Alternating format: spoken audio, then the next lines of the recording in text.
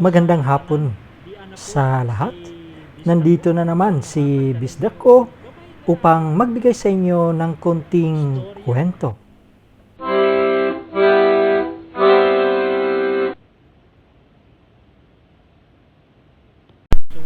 Ako po ay inyong samahan sa aking pagbisdak Laruy-Laroy at kilalanin po natin ang simbahang ito kung ano ang mayroon dyan.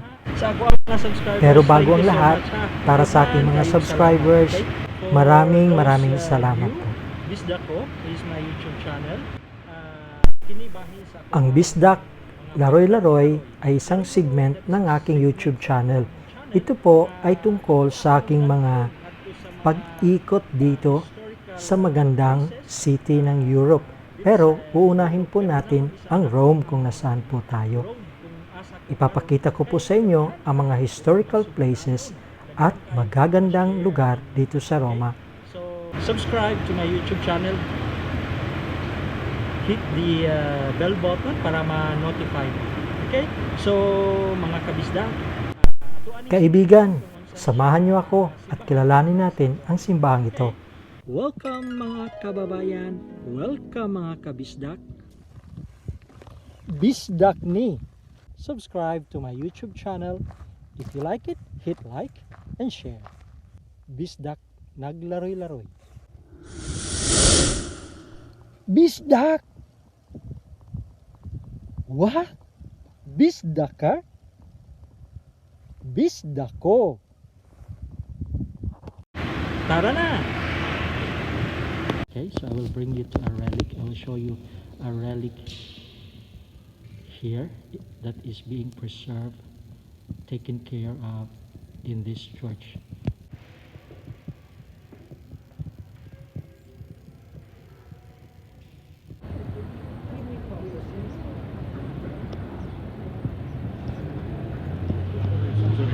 Prego, prego.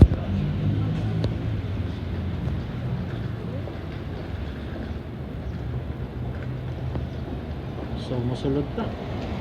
Kubanan ko ninyo. Tara na.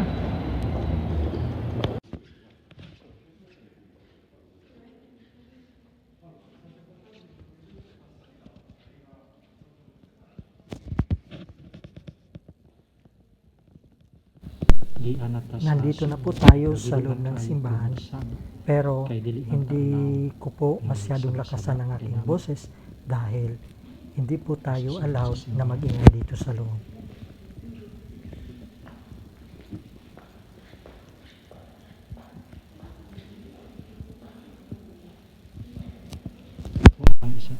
Ipapakita ko po muna sa inyo ang main aisle at ang altar ng simbahang ito na itinayo noon pang 8th century after death, 1,300 years ago.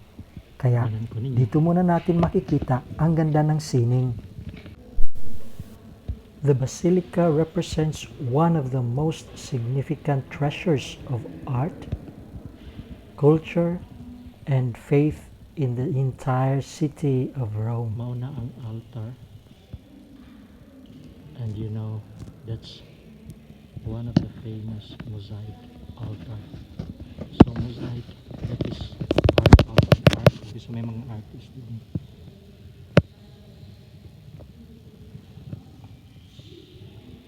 Usa na siya sa technique, and mosaic is used even in the ancient Roman times.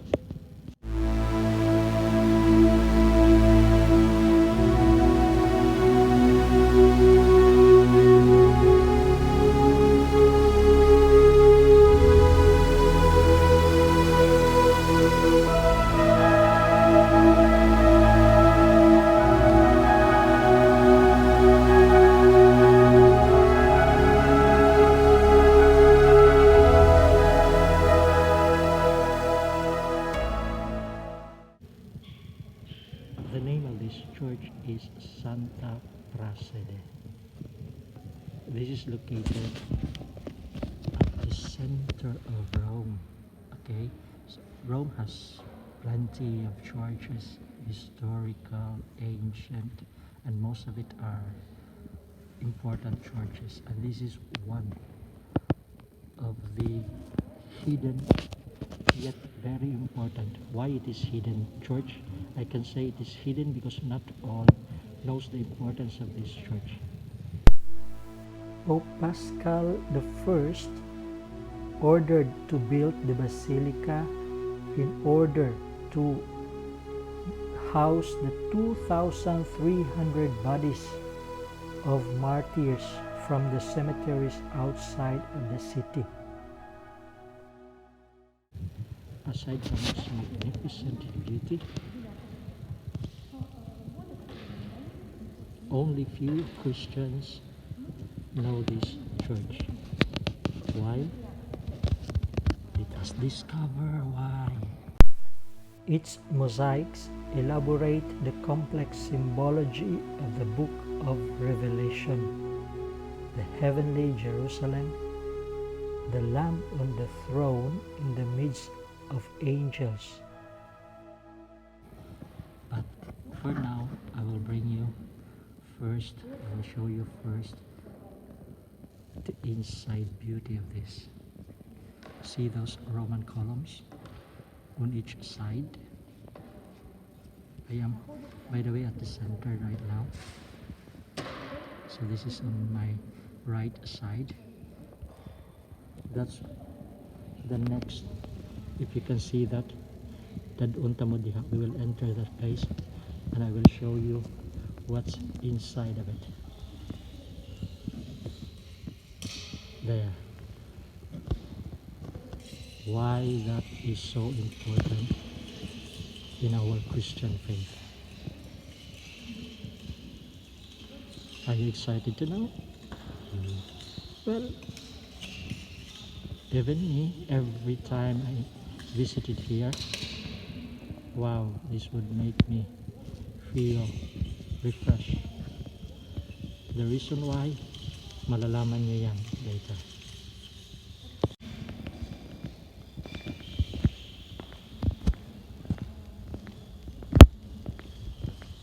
We will just see first what's in here. So this is one of the entrance and probably the exit to other street. I can say it's the main entrance because if you can see that, I am here right at the entrance and having that altar in front. So this is the main entrance.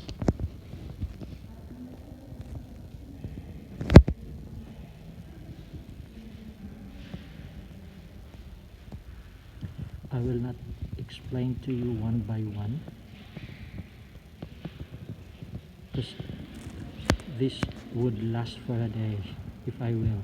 I will just bring you directly a few moments from now to the climax of this, to the importance of this church. Saint Praxidis.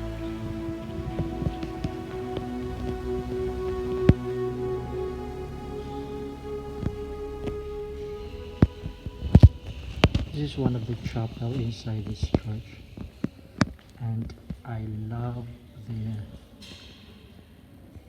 painting. If you can see, I love that painting. Why? That belongs to Saint Augustine. That painting is that is Our Lady of Consolation, and that is very important in every Augustinian. Why? Because if you can see on the left side, that is Saint Augustine. On the right side, that is Saint Monica, the mother of Saint Augustine, praying to, of course, the one at the center, the Lady, Our Lady, with the baby Jesus, Our Lady of Consolation. We all know that Saint Monica is the mother of Saint Augustine. So that's very important for every Augustinian life. Well, this chapel, naalang siya protection. There's a protection of that because, of course, to protect that very important, valuable painting.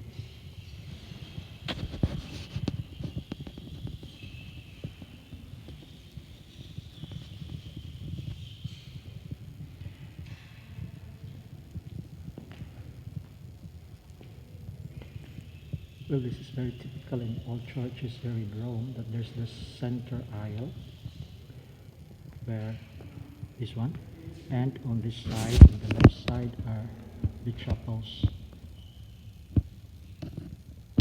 You can see that on the other side there are also chapels. The reason why, we'll know that later. Okay, so let's visit the most important relic. Okay, so I will bring you to a relic. I will show you a relic here that is being preserved, taken care of in this church, the Basilica of Saint Praxidis in Rome City. Okay, tara na.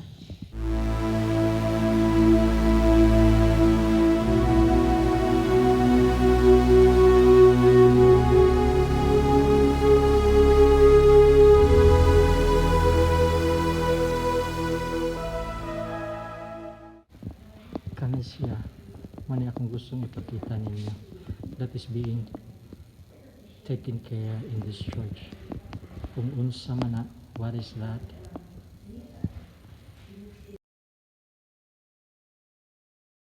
You know, guys, in our Christian faith, that is the column where Jesus was being flagged. Mauna ang poste nga kung diin si Jesus gigapos during his suffering, during his passion. That is the column of Jesus. That is the column where Jesus was bound, were being flagged by the Roman soldiers. That is the relic that I would like to show you. We will just enter. That is being kept in that chapel, wherein later on papasok tayo.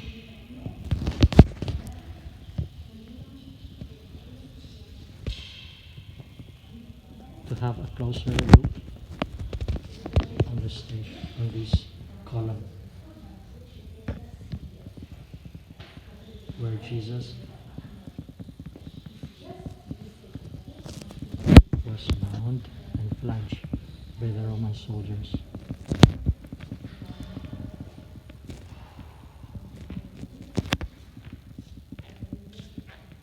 I will just offer a prayer here.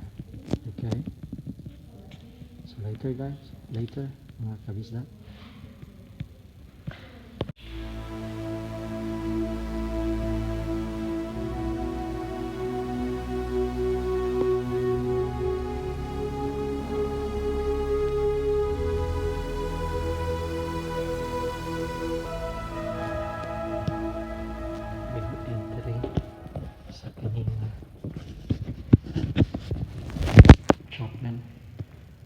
Where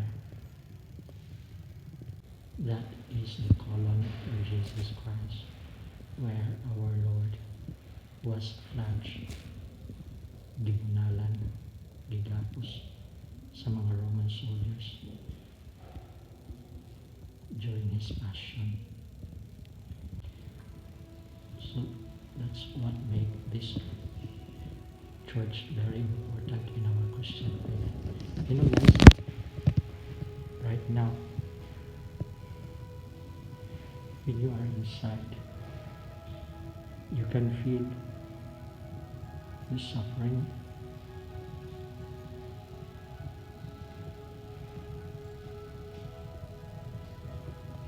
Let's take a closer look. The column of Jesus, where he was flagged, is preserved. That's the relic. Pasensya na kayo sa kanina, medyo naging emotional lang ako. So I just get out. Emotional in a sense that remembering the suffering of a man who saved us, who saved me.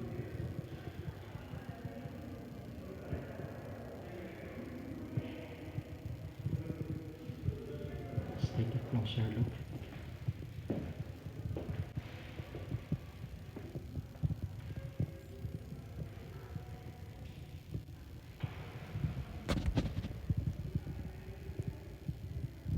It's the column of Jesus. Lord, bless us.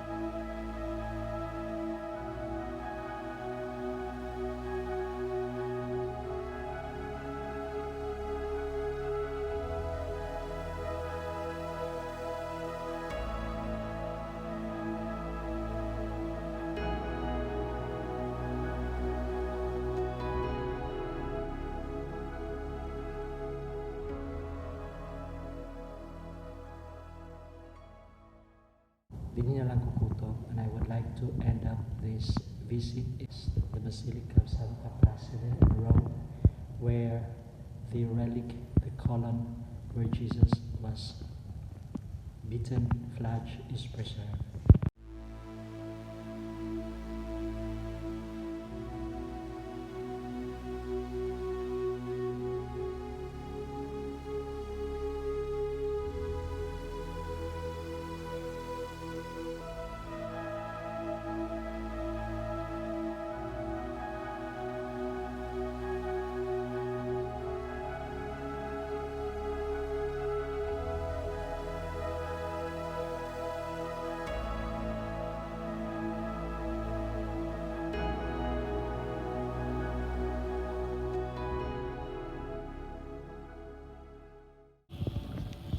As written, riposano in questa chiesa di Santa Praxidis 2300 corpi di santi martiri postivi da San Pasquale Papa I.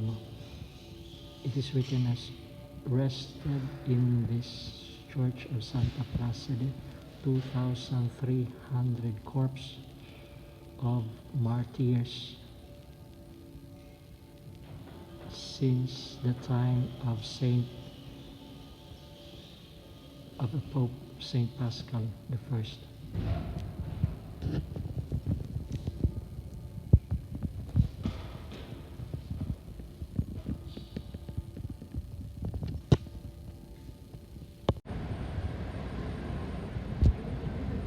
So you have just get out from the cathedral, and this is where the Santa Praxidis is located at the heart of Rome. Kayong salamat sa inyong pag-uban kanako sa pagduaw ani nga importante nga simbahan kung asa ang colon ni Jesus Christ gi-preserve. Basilica de Santa Praxidis. See you in my next vlog.